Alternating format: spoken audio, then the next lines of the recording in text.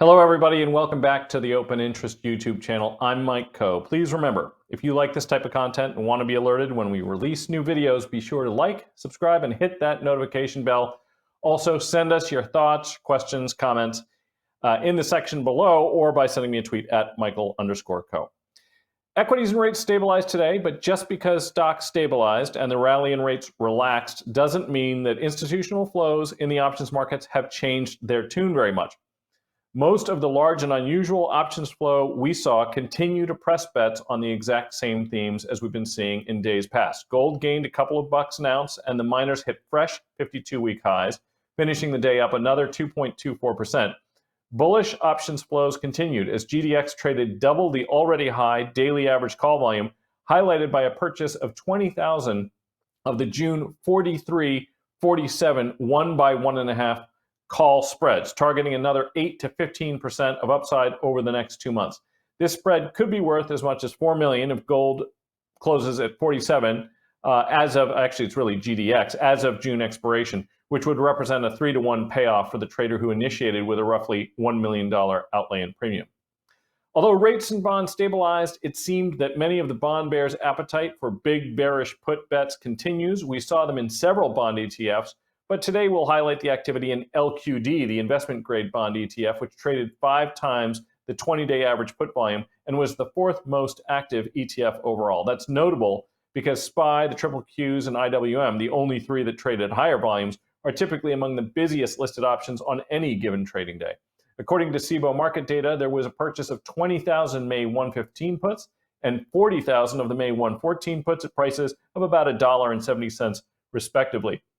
We previously have highlighted options bets targeting the 2018 lows in treasuries. This would represent a similar bet in investment-grade corporates, which have fallen slightly over 14% since last year's highs. That's a sharp move to the downside, but not as severe as the pullback of 20% that we've seen in TLT. That's the ETF that tracks long-term U.S. bonds.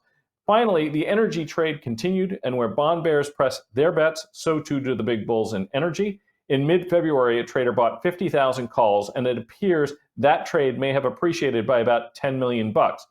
Not satisfied that the rally was over, many of the long call positions were sold, and the proceeds used to purchase more higher strike and longer dated call options on Devon Energy. An example was an outlay of $10 million in premium on 27,300 July 70 calls at a purchase price of $3.92 a contract, but that was only part of the opening call activity. Over 37,000 May 70 calls were opened, over 7,000 May 75 calls, and nearly 2,000 of the October 75 calls. Overall, 133,000 calls traded in Devon. That's over 4 times the 27,000 contract call average over the past 20 days. So with that, let's take some viewer questions. The first one comes from James Connor, referring, I think, to the options action hit on CNBC yesterday, where we highlighted the unusual call volume in Cameco, the uranium miner, ticker CCJ. He wrote, "I never like to see this hype on mainstream media." Okay. Well, the first thing I would say is that the options action hits Monday through Thursday. All we're doing is offering market color and commentary.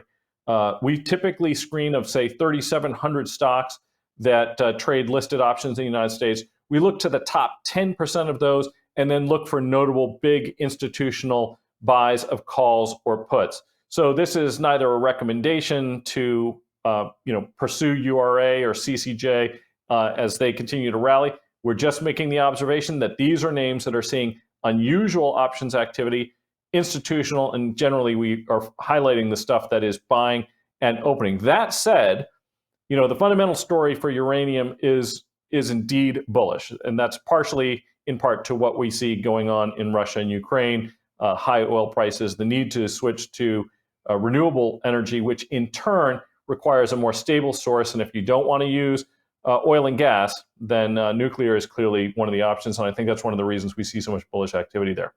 Another question comes from Janet Gerald, referring, I think, to the TLT 1x2 put spread from last Friday's options action. She asks, if the stock drops below the short put by expiration, then the long and short put cancel. Where I am confused is that on the screenshot, you have max loss of 31 cents. So if the stock drops to $100 by expiration and there's a short put at the 114 strike, won't I be down 14 or 140? Okay, this is a good question. Well, first thing first, the max loss is not 31 cents. I'm not exactly sure how that made its way into the graphic. If you trade a 1x2 put spread, as you point out, you own a put spread, but you're also short an additional put, so you can theoretically have that stock put to you at that short put price if it should decline below that strike. However, your losses don't begin at that strike. And why is that? That's because you will have actually first collected profits on the put spread that you own. So if you own the 120, 114 1x2 put spread for roundabout even. So if you sell two of the 114s and collect approximately as much premium as you spent for the 120s, then you're going to have made $6 in profits. That's the difference between the higher 120 strike puts that you own and the 114s that you're short. Below 114, you will be put, but your cost basis won't be 114. It's going to be 114 less the $6 in premium you made already. So in effect, that's going to be a break even that's going to get you down around, call it 108 now, right? So you will see dollar for dollar losses as if you own 100 shares of the stock below that 108 break even level. Of course, given that TLT is around 123, 124, essentially what we're saying is that we think that rates could drop further, but between now and June expiration, not so much further that it's going to decline substantially below those levels. I hope that helps you. Finally, user PE asks, "Hi Mike, I have a small account under 25,000. Do you recommend options in Triple Q or SPY or Tesla, or just the right stock with good setups like a bull flag? Also, do you have stats on what large hedge funds use for trading? Do they use fibs and trend lines, etc., like retail traders?" Okay, well, let me address the second part of that question first. So I don't have statistics on, there's a lot of hedge funds with a lot of strategies. Some are long-term buy and hold investors. In fact, that was the kind of hedge fund that I worked for a long time. Took a private equity deep dive fundamental approach and looked to hold stocks for years. Generally speaking, the technical analysis there was used principally to identify whether momentum was shifting. So if we looked at a universe that included hundreds of stocks, but might have no more than 50 or 60 within the portfolio at any given time, generally speaking, we would try to time the entry and exit of those positions by changes in momentum, right? So fundamentals are good in terms of trying to value companies, but they're very, very poor timing tools. And that's where technicals usually came in. And I think, honestly, a lot of hedge funds use different approaches, whether it's DeMark indicators or RSI or Fibonacci, like you're referencing, moving averages, which Carter Worth, who's on the show all the time, he often talks about the 150-day moving average. There's a lot of ways to identify changes in momentum, and changes in momentum occur when real money accounts start moving into or out of security. So all of those are valid approaches. They should be combined with other aspects of analysis to help you identify what you want to trade. Okay, so the other question you were asking was, with $25,000, do you want to trade SPYs or Qs, so a broad market proxy, or individual stocks like Tesla? Okay.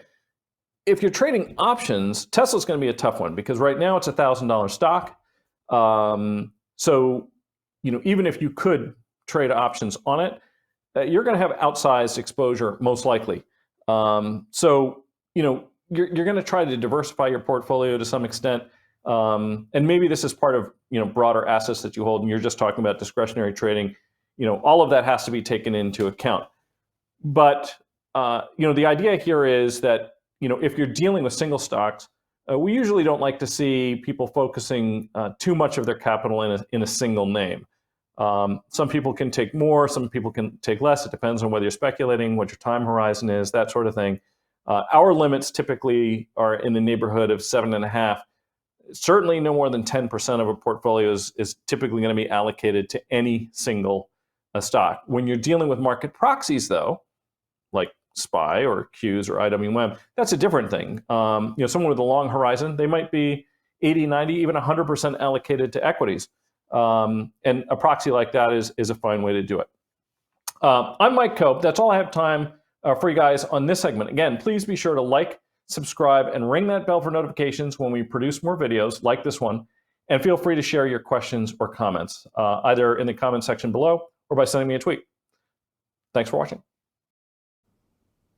If you liked the content, please consider subscribing to the Open Interest YouTube channel. That's youtube.com/open interest. And of course, you can also follow or tweet me at Michael_Co, or go to our website, www.openinterest.pro. Thanks for watching.